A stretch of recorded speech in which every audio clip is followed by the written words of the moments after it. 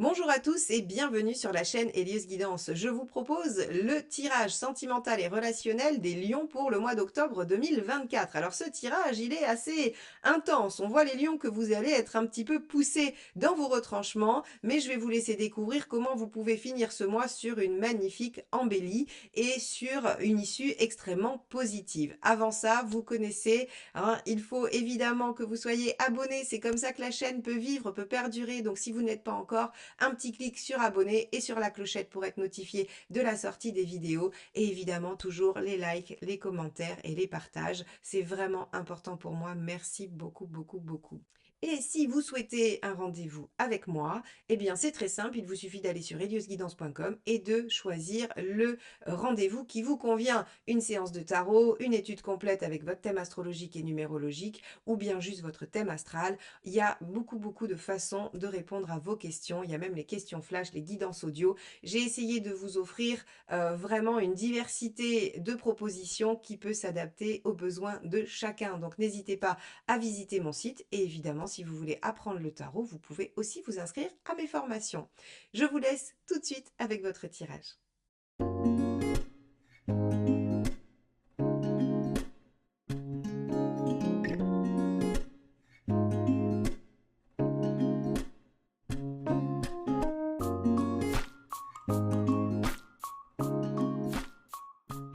Les lions, allons voir quel est l'arcane majeur qui va donner la tonalité pour cette période du mois d'octobre dans la sphère sentimentale et relationnelle. Allez, Lion, octobre 2024. Quelle est la tendance de votre mois? Hop là.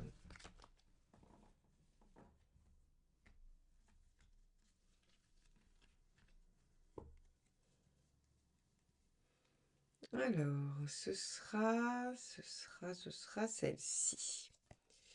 Alors, on a une papesse inversée. Avec la papesse inversée, vous allez avoir une période active. Alors, on a deux choix avec cette carte. Soit vous passez à l'action sans avoir réfléchi et vous êtes dans dans une forme de spontanéité, ou bien, justement, vous avez mûrement réfléchi quelque chose et vous vous décidez enfin à passer à l'action, à ne plus rester dans l'attente et la réflexion.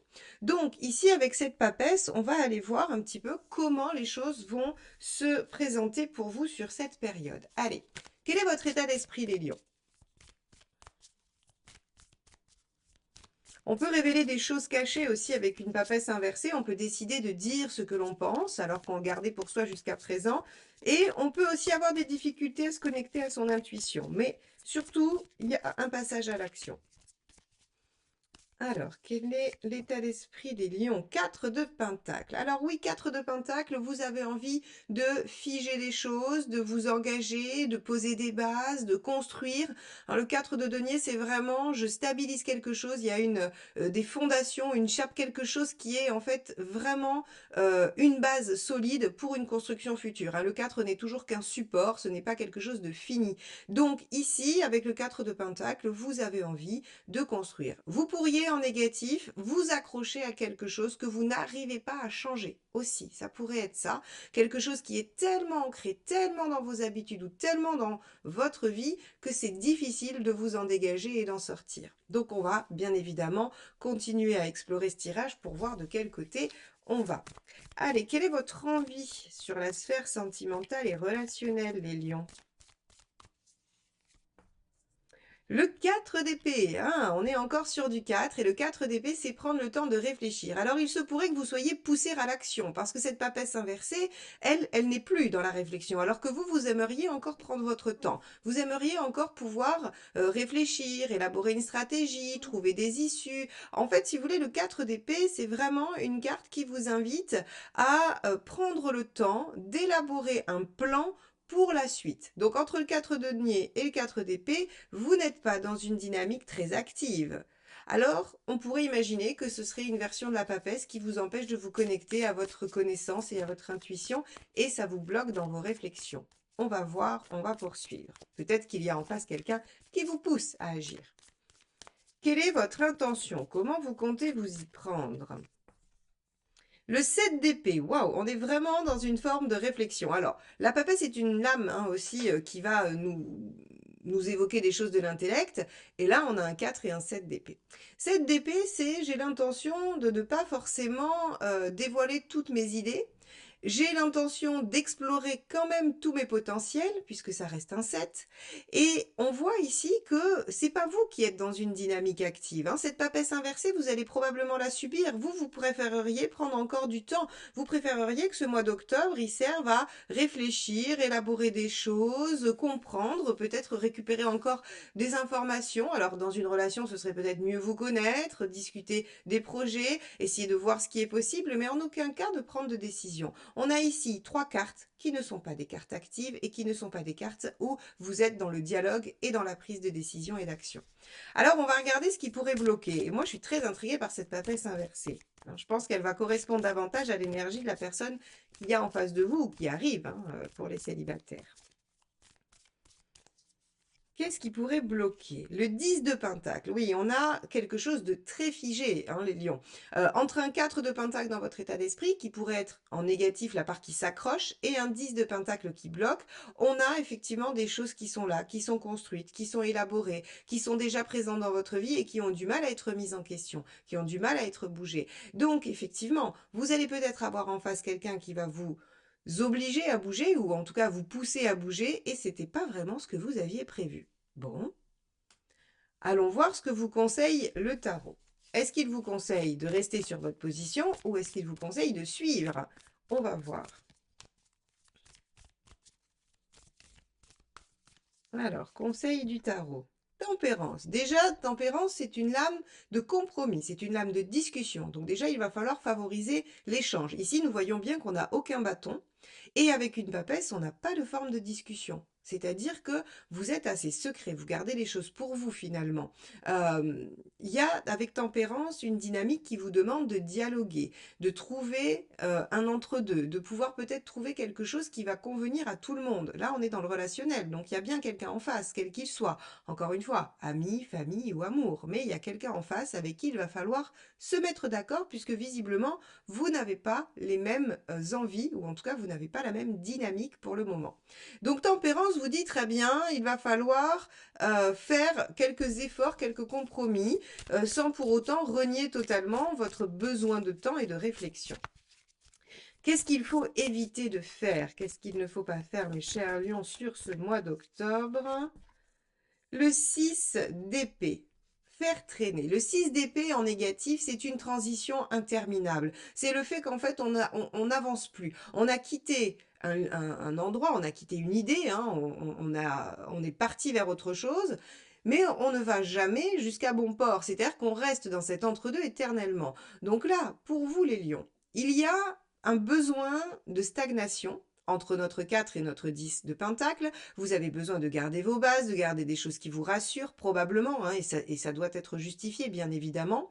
Mais il y a quelque chose en face, quelqu'un, qui vous fait réfléchir, qui vous oblige à élaborer un plan pour, à mon sens, garder votre stabilité et tout ce que vous avez construit et pouvoir avancer quand même.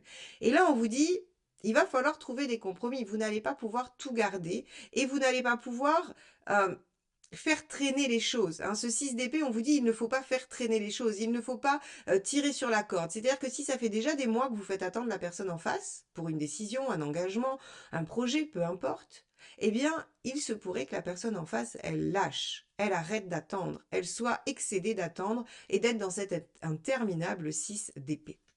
Alors, on va aller voir évidemment ce qui se passe en face, parce que cette papesse inversée ne vous appartient pas, elle appartient à la personne en face, et on va regarder sous quelle forme elle va la mettre en œuvre. Allez. Quel est l'état d'esprit de votre partenaire? Alors, pour rappel, hein, c'est la personne avec qui vous êtes, c'est la personne que vous avez dans votre cœur, dans votre tête, avec qui vous êtes en relation peut-être compliquée, ou bien la personne en chemin vers vous, pour les célibataires. Allez. Alors, si on interprète ce premier tirage d'un point de vue célibataire, c'est-à-dire que vous voudriez trouver quelqu'un qui correspond en tout point à ce que vous voulez et qui ne vous demande de rien changer, hein, qui ne vous demande de rien faire de particulier. Et donc, en fait, vous rajoutez juste quelqu'un dans votre vie. Or, on vous dit, ben non, il va falloir quand même peut-être que vous ayez des choses à changer ou, alors, pas des choses fondamentales, on est bien d'accord, hein, mais le simple fait d'être en relation amène des réaménagements, forcément. Hein, il y a des compromis, on s'adapte un petit peu à l'autre, dans la mesure où ce n'est pas sur des choses fondamentales, hein, bien évidemment.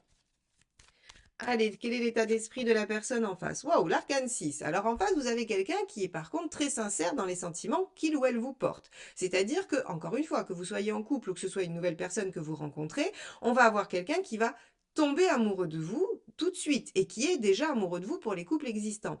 Donc ici, on a quelqu'un qui a vraiment beaucoup d'amour et beaucoup d'affection pour vous. L'arcane 6, c'est une arcane forte, c'est une arcane d'engagement, de sentiments forts, de réciprocité, de bienveillance, de douceur, d'envie, de partage. Donc on est vraiment sur une très belle carte et la personne en face de vous ne se moque pas de vous. Elle n'est pas du tout dans une posture qui serait manipulatoire ou autre envers vous, hein. Non, on a vraiment quelqu'un de sincère. Qu'est-ce qu'elle veut cette personne? Et oui, roi de bâton, elle veut être entendue dans ses besoins. Roi de bâton, elle voudrait que vous entendiez et que vous reconnaissiez son existence, sa parole, hein. On est dans le bâton, sa parole, ce dont elle ou il a besoin. Et visiblement, on a ici une petite résistance de votre part parce que ça viendrait trop bousculer vos habitudes ou ce que vous avez construit. Ça pourrait être quelqu'un qui aurait besoin de vous voir plus alors que vous avez construit une organisation qui vous convient très bien et où voir cette personne une fois tous les 15 jours, ça vous dérange pas. Ça pourrait être quelqu'un qui a besoin peut-être que vous partagiez ses loisirs, alors que vous, vous avez les vôtres et ça vous va très bien, vous n'avez pas envie de vous en rajouter. Vous voyez, on peut avoir ce genre de petites choses comme des choses plus importantes sur des projets de vie. Alors, on va regarder l'intention de cette personne, parce que moi j'ai bien peur avec le 6 d'épée et tempérance qu'on nous dise que cette personne, elle n'a pas l'intention d'attendre une éternité que vous vous décidiez. Et oui, l'impératrice, c'est-à-dire qu'elle a l'intention de prendre des choses en main, d'où la papesse inversée. Vous voyez, l'impératrice, elle va dire, ok, je prends les choses en main et je fais ce qu'il faut.